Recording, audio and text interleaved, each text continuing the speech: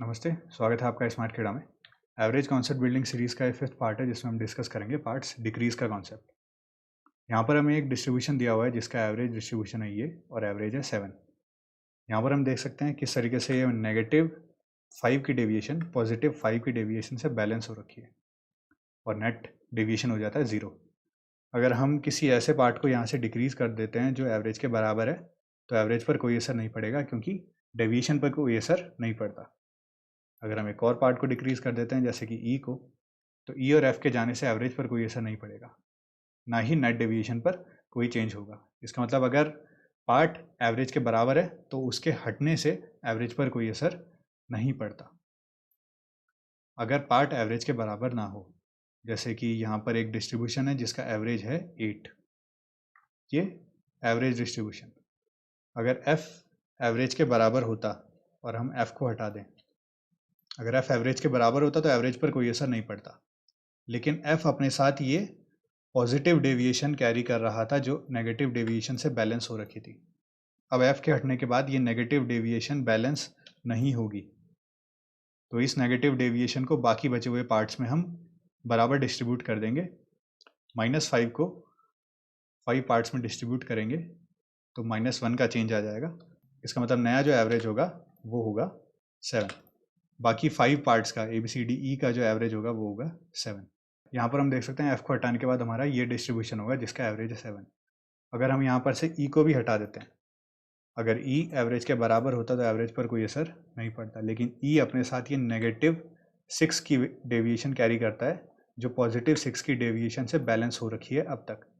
जैसे ही ई को हटा दिया जाता है ये +6 की डेविएशन बैलेंस अब नहीं हो पाएगी, तो इस +6 की डेविएशन को हम बराबर डिस्ट्रीब्यूट करेंगे बचे हुए पार्ट्स में, यानी कि 4 पार्ट्स में, तो हमारे पास आता है 1.5।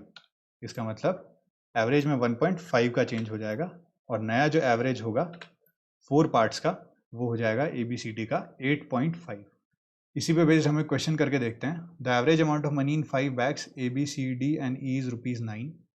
If bag E is removed, the average becomes ₹8, and after D is removed, it becomes ₹10. If average money in A and C is ₹11, what is the amount of money in BD and E?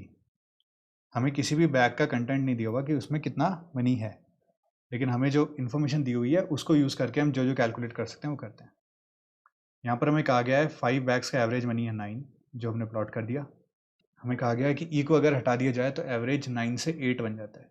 इसका मतलब average 9 से 8 अगर हो जाता है तो नया average इनका 8 है, और ये जो -4 का डेविएशन है ये पहले बैलेंस हो रखा था ई के +4 के डेविएशन से, इसीलिए ये अब बैलेंस नहीं हो रहा।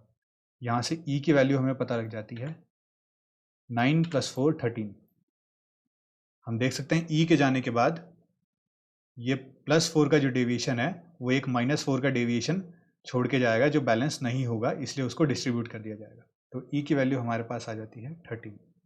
इसके बाद हमें कहा गया कि अगर डी को रिमूव कर दिया जाए तो एवरेज 10 हो जाएगा। अगर हम डी को रिमूव कर दें तो एवरेज 10 हो जाएगा। डी को रिमूव करने से एवरेज 10 हो जाता है, यानी कि ये जो +2 × 3 +6 का जो इंक्रीज़ हुआ है ये इसी वजह से हुआ है क्योंकि ये पहले बैलेंस हो रखा था डी के -6 के डेविएशन से, और अब बैलेंस नहीं हो रहा इसलिए डिस्ट्रीब्यूट कर दिया बराबर। तो डी की वैल्यू हमें यहाँ से पता लग जाती है 2। डी की वैल्यू हमें पता लग जाती है 2। ये हमारे पास नया एवरेज है ए बी और सी का डी और ई के जाने के बाद।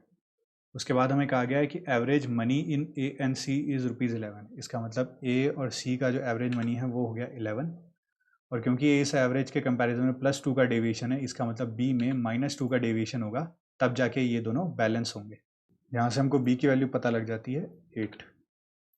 तो हमने देखा किस तरीके से हमने ओरिजिनल वैल्यूज़ ना पता होते हुए एवरेज के चेंज को देखते हुए हमने वैल्यूज़ कैलकुलेट कर ली। तो यहाँ से हमने बी डी और ई की वैल्यूज़ कैलकुलेट कर ली।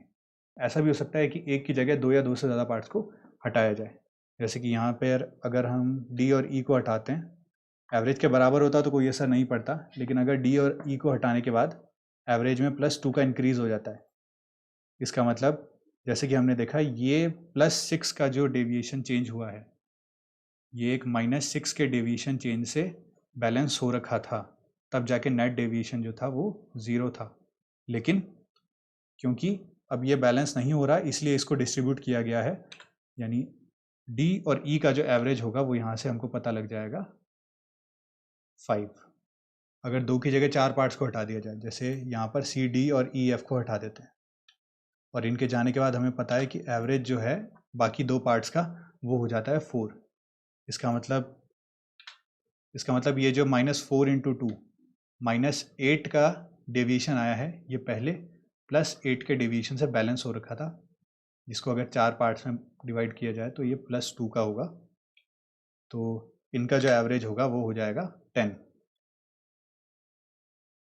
और इनका एवरेज हो जाएगा 4। ए और बी का एवरेज 4 और सी डी ई एफ का एवरेज हो जाएगा यहाँ से 10। इस कॉन्सेप्ट को अच्छे से समझने के लिए हम एक क्वेश्चन करके देखते हैं। There are 6 students A, B, C, D, E and F in a class. When E and F leave, average age reduces from 6 to 4 years. After D leaves, the average becomes 5 years. If ratio of the age of E and F is 2:3, what is the age of D and F? तो हम यहाँ पर देख सकते हैं किसी की भी एज हमको नहीं दी हुई, लेकिन हमें एवरेज एज दी हुई है। एवरेज एज है 6 और E और F के हटने के बाद अगर E और F चले जाते हैं तो वो एवरेज एज बन जाती है 4 इयर्स। अब ये जो -2 इंटू 4 -8 का डेविएशन आया है वो पहले +8 के डेविएशन से बैलेंस हो रखा था, इसीलिए ये -8 का डेविएशन आया है। अब ये -8 बैलेंस नहीं हो रहा E और F के जाने के बाद, इसलिए इसको डिस्ट्रीब्यूट कर दिया। यहाँ पर से हमको E और F की वैल्यू पता लग जाती है। E और F का जो एवरेज है वो हमको पता लग जाता है 10 और E और F की टोटल वैल्यू यहाँ पर से हम कैलकुलेट कर सकते हैं 20। E और F के जाने के बाद ये है हमारा डिस्ट्रीब्यूशन। इसके बाद हमें कहा गया है अगर D भी यहाँ से चला जाता है तो एवरेज बिकम्स 5 इयर्स। अगर हम D को यहाँ से हटा देते हैं तो एवरेज 5 इयर्स हो जाता है। इसका मतलब ये जो +3 का डेविएशन आया है D के जाने के बाद, पहले ये -3 के डेविएशन से बैलेंस हो रखा था। यहाँ से हमको D की वैल्यू पता लग जाती है 1। तो हमको D की वैल्यू पता लग गई। E और F का रेशियो दे रखा है, E और F का हमें टोटल पता है। E को अगर कैलकुलेट किया जाए तो E की वैल्यू आ जाएगी 8 और F की वैल्यू आ जाएगी 12। तो उम्मीद है आपको ये कॉन्सेप्ट समझ में आ गया होगा किस तरीके से पार्ट्स डिक्रीज करने पे एवरेज के चेंज को देखते हुए हम ओरिजिनल पार्ट्स की वैल्यू कैलकुलेट कर सकते हैं। अगर आपको ये वीडियो सीरीज अच्छी लगती है तो इसे लाइक कीजिए, शेयर कीजिए और कमेंट सेक्शन में हमें लिख के बताइए आपके सजेशंस जो हमारे लिए बहुत ज़्यादा वैल्यूएबल हैं। धन्यवाद।